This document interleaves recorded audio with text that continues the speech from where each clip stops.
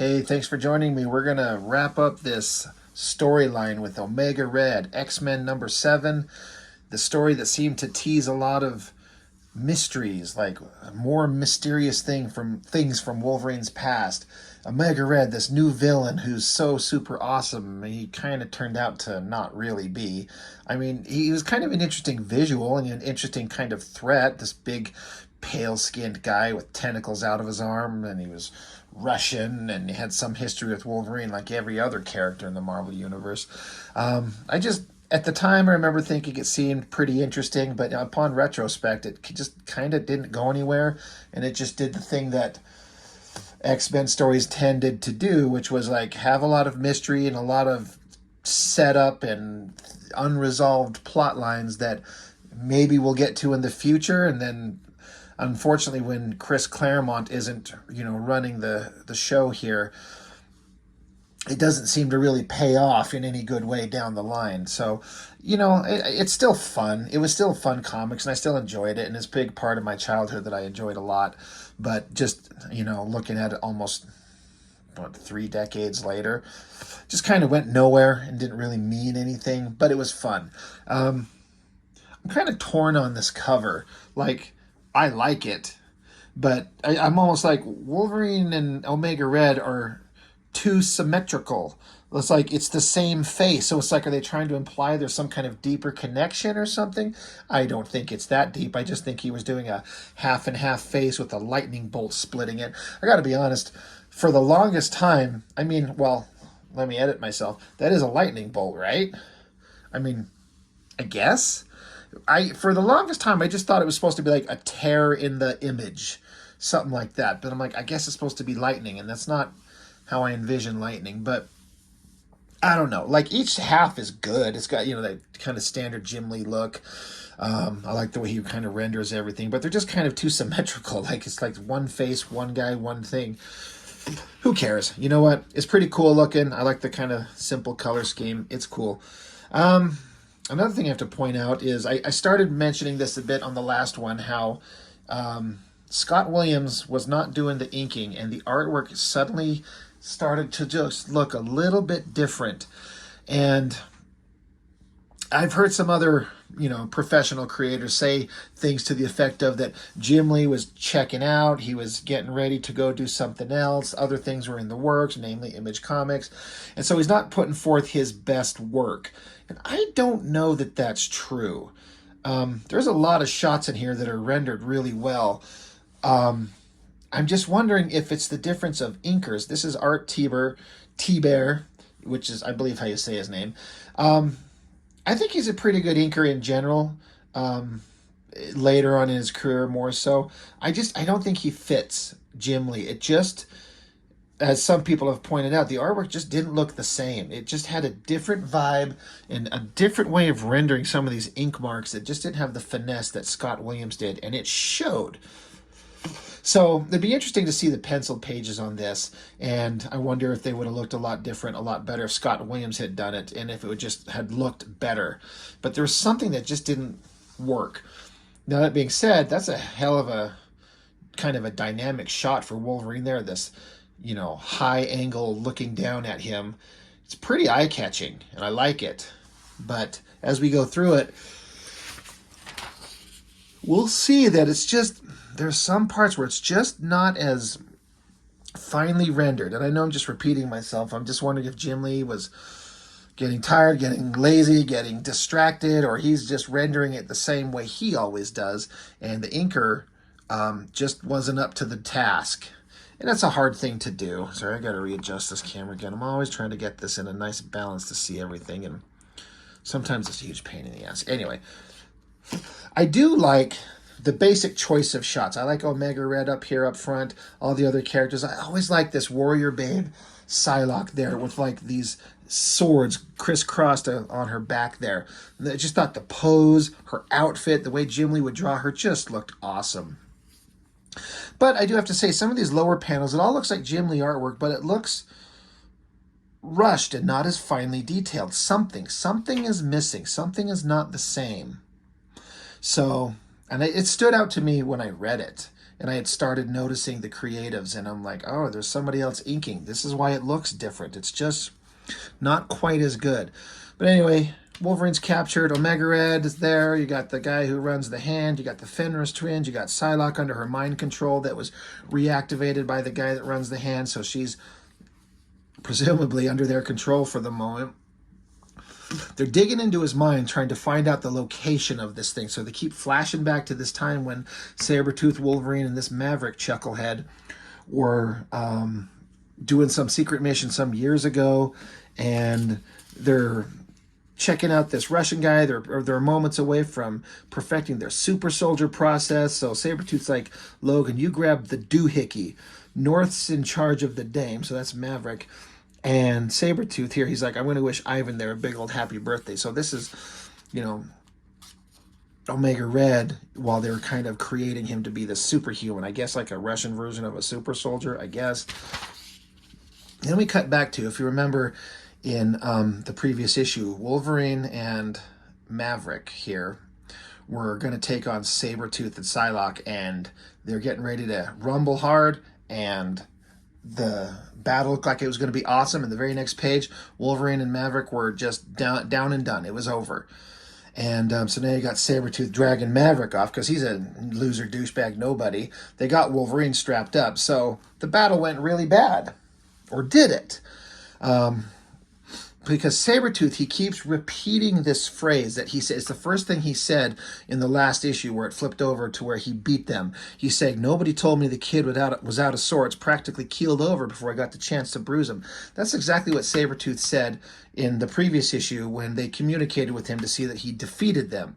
But he's saying it again here. And he's saying it again here. And the soldier lackeys are like, sir, we don't mean to question a assassin of your caliber, but you've been repeating that phrase ever since we defeated them. They're trying to like, why do you just keep saying this thing over and over?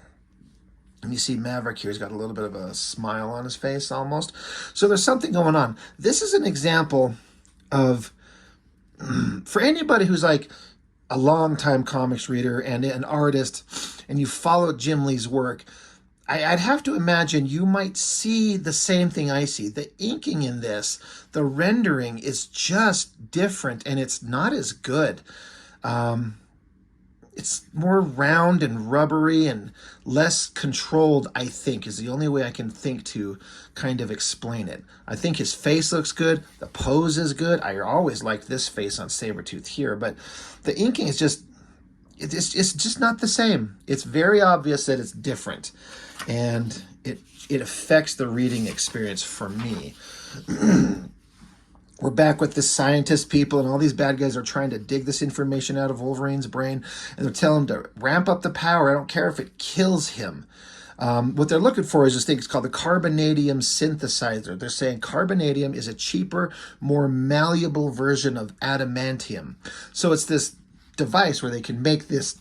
That's a pretty good weapon. I mean, adamantium is a hell of a material, but it's expensive and hard to find, so they can find a cheaper and easier to manipulate version of it. They want it. But Wolverine knows where it's at, so they're digging into his brain. So here's another reasonably awesome giant splash page. Wolverine's muscles are all rendered pretty well, but it still feels off. It doesn't feel like the normal, because it's not the normal. It's not Jim Lee and Scott Williams. It's Jim Lee and Art T-Bear. And it looks good, but not as good. It feels off model. Something is different. But anyway, in his mind, we're going back how the guys dove out of a window, which we saw before. They're swimming away. And like we set the Soviet super soldier program back by 30 years. That ought to be awesome. And then Wolverine, I guess they found the little doohickey device, that's carbonadium synthesizer. They found it, but Wolverine's kind of pissed. For some reason, he says, hey, I got one last assignment for you for this lady who died. I guess they hid it on her dead body. And I'm always like, what did they hide it on her? Did he like stuff this little device that he's got into one of her bullet wounds into her guts or something like that? So when they bury her, it's buried alive with her. Something to that effect. I don't remember if they ever clearly explained it. Anyway, pretty cool splash page, but something just looks off from the norm. It doesn't completely ruin it, but it does affect it. So they figured, oh, now we know where it's at. Oh, I got it. Okay, great. Hey, now you can kill Wolverine. So they crank up the device, and Wolverine screams. Suddenly, Psylocke leaps into battle. She says, I feigned obedience in deference to Wolverine's wishes long enough to learn the whereabouts of the C synthesizer. So she's been playing like she's been under the control of this douchebag over here, which is a pretty good tactical maneuver if they kind of trust her and leave her kind of unguarded, thinking she's on their side. And then once they get the information they need, she can jump into action. I always thought that this shot of her slicing, I always kind of thought like she swings with her swords, but I read it also that she kicked him with her feet. Like this foot kicked him in the head, and this long foot coming up that way kicked him in the head. That's how I read it at first glance. And then I'm like, well, she's got her sword. So how do you swing the swords and then kick your legs up? I kept trying to like visualize this move in my head, and it doesn't work. But I love the picture. I think her face is really well done. Something's really neat about it. A lot of action, energy, movement. Omega Red's pissed off, so he extends his little tendrils out, wraps her up, and he's like, I'm going to kill you. It's awesome. You ready for it? And she's like, yeah, this is going to be awesome. Let's go. So she's able to fight back. She kicks him in the head, stabs him in the guts by, I mean, you don't see the sword sticking out his back. That would be awesome if it was, but, you know, these are Marvel comics. They're not going to show too much stuff like that. But she, kicks him, stabs him, sends him flying back, and he's like, oh, man, I haven't killed a woman in a long time. I can't wait to do this. Meanwhile, Wolverine's coming to consciousness, and this doctor's like, oh my God, if Wolverine gets free, we're all screwed. We're all so screwed. I'm going to call attention to this little side angle and this Joe Jusko, I believe, painting of Mary Jane. I think there was like a life-size door poster you could get of that. It's a pretty awesome painting. I mean, you might as well just take a photo of a woman and put it up, but it's pretty hot. Always thought that was neat. Cut back to Sabretooth and Maverick. Now that the alarm's going off, he knows it's time to go. So the secret is that Sabretooth, he's under Psylocke's control. She tagged him and got him under her control. We didn't see it. So now he's under Psylocke's control. So now they're playing another, like, they're playing like they're down. So now that the alarm's going off, the plan, as the trap is sprung, Maverick kicks these guys in the face, knocks them out, gets a gun up to his head. He says, tell me where they're being held. The guy says no, so Maverick blows his head off. So there's some murder right there. And then he points again at the other guy, like, you gonna tell me? Nope. Boom, bam, bam, bam. Murders the shit out of him. And for all the parts where I was saying the inking wasn't working, I have to say I always kind of liked this panel. I think this shot of Maverick looks interesting, and Sabretooth, this new outfit that they've got him in, I like it. I think his face and the expression, his hair, his little poofy little scarf thing around his neck, whatever the hell you'd call it, is kind of cool. He basically says, Maverick's like saying, he's like, I take it you're still under Psylocke's command after she tagged you during the battle in the darkened sewer. He's like, against my will, yeah. So he's like, he can think and kind of say somewhat of his own thoughts, but he's under her control. Interesting thing, I think this is the first time Maverick here, he calls him Creed. And Sabretooth's like, who you calling Creed? So I think they're alluding to the first time they ever name him. It's Victor Creed, right? Isn't that Sabretooth's name? I think they're implying this is the first time his name was ever said. Something to that effect. It's been a long time since I've, read the details on this, so I can't remember exactly. But I think that's, something like that. Cut back to Psylocke using the focused totality of her telepathic powers on the bad guy girl here with the female Fenris Trin. Got her zapped down. Another time where I thought that this shot of Psylocke, big, awesome shot, the great form, the curves, the action pose, her holding the sword up there. Again, the inking is just throwing me off. It's just this thicker, chunkier, more random line thing going on. I don't know what it is what Scott Williams has, but it makes a difference. But she gets kind of caught, she gets distracted. The leader of the hand chops her in the head, knocks her down. He's holding her up. We got to get through some ads here. Good Lord.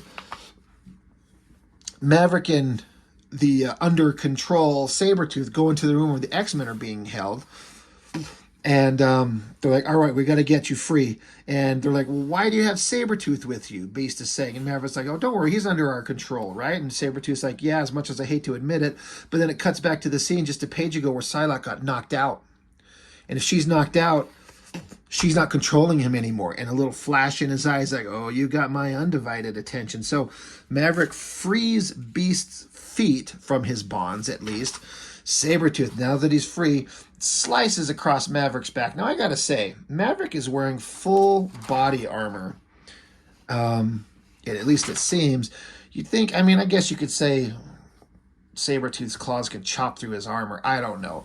Chops him in the back, but Beast, now that he's free, he uses his freed feet to kick Sabretooth in the face, and in the same motion, knocks Jubilee's hands free, telling him, hey, use your powers, blind the fucker, which she does. So Jubilee's being kind of useful.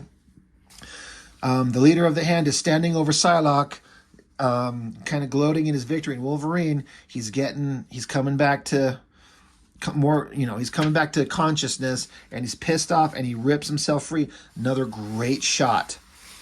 Big, awesome shot of Wolverine being a badass. I bet that's not the last time we see Jim Lee draw Wolverine a badass in this comic, right? If I could turn the page here.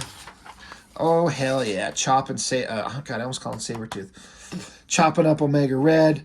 But he's still kind of weak. From his ordeal. Omega Red's kind of getting the upper hand again, but then we see Sabretooth getting blasted through the wall by Cyclops' optic blast. They're the X-Men, and they're like, we're free, we're ready to go, we're going to kill you all. They're not going to kill him, but, they could. I like this where Cyclops sees the leader of the Hand, and he just zaps him, boom, knocks his ass down. I like that shot of Psylocke down there, just that little shot of her, pretty cool. Gambit picks up a bunch of garbage or whatever the fuck and starts throwing around. Rogue, who's there, but she's not in this shot anywhere. Interesting. She just suddenly shows up, pounds ass on Omega Red, which is good because she's super strong. She should be able to take him out pretty well. Good action. A lot of energy. I always like that shot of Gambit. The energy explosions. Cool shot of the X-Men right there. All just looking cool, including this Maverick douchebag. Big explosion knocking Rogue out of the way. They got to get out of the way. They got to get out of the building. I always like this shot of Cyclops turning his head and shooting, and this coloring. I've seen things like this before, and I always kind of like it where the color is divided up into these hard lines. I know some people probably don't like it, but I think it kind of looks neat. I don't know why, but I dig it. Cyclops blows a hole through the roof. Their jet's hovering up there. They all get away. And then cut to the most boring ending to a Jim Lee run probably ever is the forthcoming issues of Long Shot in Mojo World. We're doing the setup for that. Long Shot's captured. Dazzler's looking on. She's got to do something. Just setting up for the next issues. Anyway, the team's kind of gathering their senses, kind of assessing everything that went on. And then Wolverine's like, hey, it gets a little tricky here, man. I got a few loose ends to tie up. Cyclops says, I don't know what you're planning to or what you're up to. And Wolverine says, hey, I'm not asking for permission. And Cyclops says, I'm not granting it, but I am telling you to be careful and call us if you need a hand. I like that. Cyclops like, I don't know what you're going to do. I'm sure it's probably unsavory, and I'm not saying it's a good idea, but you're still part of a team, and if you need us, we're here for you. And he's like, I appreciate that.